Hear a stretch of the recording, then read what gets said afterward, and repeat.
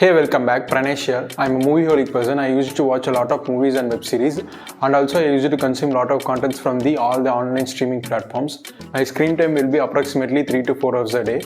But do you believe a person like me haven't watched a movie in last 3 weeks and my screen time on these platforms are less than an hour in last 3 weeks? Do you believe that? All these things happen because of one book, and that is called Deep Work by Cal Newport. In this video, I'm going to share about the effective takeaways from this book, in which you also can implement in your day-to-day life. And if you are new to my channel, I'm Peranesh and I like to make videos about productivity and personal finance. Let's get started now. Let me start with the things that deep work changed me. My total mobile screen time is approximately between 4 to 6 hours a day, and now it is 2 hours or less than that. I started to schedule my day in Google Calendar, and it helps me to find more space to dedicate my time for deep work. Nowadays, I am more productive than ever before in my life without doing any multitasking. The results are overwhelming for me. Now I am able to work on blog, YouTube videos, my personal journal, and I am maintaining a stock journal, reading books, and I am doing physical activity every day. Along with this, I am in a full-time corporate job.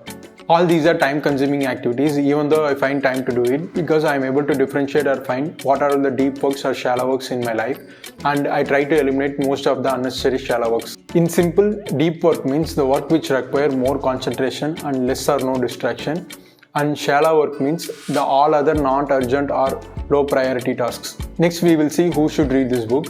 For the people who are all involved in knowledge work, for example, if you are an architect or a designer or an engineer, you should definitely try this book. And if you are in a 9 to 5 job and you are not able to find time for your side hustle, then the book is definitely for you. If you can't concentrate on the things which you like because of the other unimportant tasks, then you also can read this book. Now let's move on to my first takeaway from the book. That is, willpower is finite, so have routines. We have only a finite amount of willpower, and that gets depleted as we use it. This is based on a study which is explained in this book clearly. Like muscles, our willpower also tires when we push beyond our limits. To tackle this, we need habit in our daily routines so that we no need to seek for willpower frequently. For example, let me share one of my instances here. After my office hour, I will not have enough motivation to read a book for an hour, but I trained myself with an habit of reading books before going to sleep so that I am able to do it without giving any effort, even if I am tired. So try to have routines than pushing with your willpower. My next takeaway is attention residues. We all think multitasking is a smart way of doing your work, but actually it is not. It leads to negative impact on the brain, and it affects your performance on both the ongoing tasks. When you switch from task A to task B, your attention will not flow immediately to task B. A residue of your attention will be stuck thinking about task A, and this will impact the performance of your task B, and you can't focus it properly. And the attention residue will be intense if the task A is left incomplete or if it is a low intensity task. It might seem harmless when you are unlocking your phone for no reason or checking your WhatsApp or Instagram in between your work, but it will definitely dampen the performance of your ongoing task. So hereafter, try not to do multitasking in a deep or high priority task. You need to work for an extended period of time on the one task with full concentration and without any distraction. And my next takeaway is scheduling our day. Try to schedule your day in a Google Calendar or in an Excel sheet or even in a notepad, whichever you feel comfortable. I'm not telling you to try this to stick to those schedules. If you schedule, you will get to know what are all the deep works and what are all the shallow works you have in your day-to-day life. In my instance, after scheduling, I got to know how much of shallow work and how much of deep work I am going through. Most of them were shallow work. For example, I was watching 2 hours of YouTube video every day that don't even come under a shallow work. It's of no use, but I replaced that with a deep work for writing my blogs. Likewise, you can follow the same until you find the plenty of time for your deep work. Our next takeaway is put more thought on your leisure time. We all did this often once we had completed the most demanding, highly concentrated work. We use it to reward ourselves with a relaxation time, but it is not required. Our mind wants change, not rest, except in sleep. We all have a mindset that we should not do deep work continuously in a row, like we need to give some rest time for our brain. But if you think during the relaxation time, you will be definitely checking your Instagram or doing the things which is entertaining to you. When you look at it in a mind's perspective, it is also kind of a work. Our brains don't tire like legs or arms.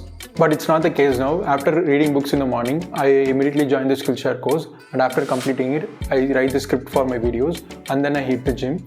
And coming back, I'll get ready and I'll join my office hours. And I do this without giving any rest to my brain.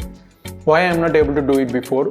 It's all the obstacles I had in my mind, thinking I need to give enough time or rest for my brain. The next one is 80/20 rule.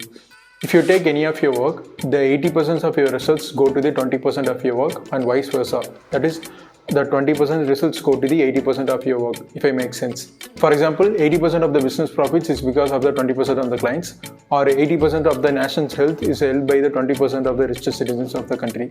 Hope I am clear. In your goal, there will be low and high priority tasks. Instead of working on the low priority task, which is 80% and contributes to only 20% of your results, and I would say work on the high priority task, which is only 20%. Here, your time is substantially rewarded with more value, which is 80% results. It's true that 80% of your shallow works are not going to contribute much to the goal, but it also need to be done. So why not keep them in a mix, and by knowing the priority and getting it done accordingly. And the last takeaway is packing party for the things that are not required. A guy wants to simplify his life by deciding not to have many things in his home, but he is not sure which are the things he needed and things to get rid of. So he packed everything and put it in a cardboard box and called it as a packing party. And the next day, if he needed anything, he would unpack and put the thing back where it used to go.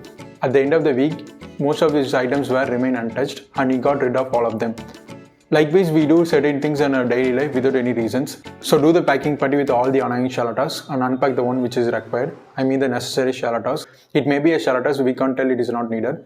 Remove the remaining shallows from your routine and contribute the time to your deep work. That's all we came to end of this video. Hope these takeaways will make you change as they did to me. If you like this takeaway, buy this book and read it. And we'll see you all in another great video. Subscribe for more video like this in future. Like this video if you find it useful. Share to any of your friends. Bye. Take care. Signing off, Peranesh.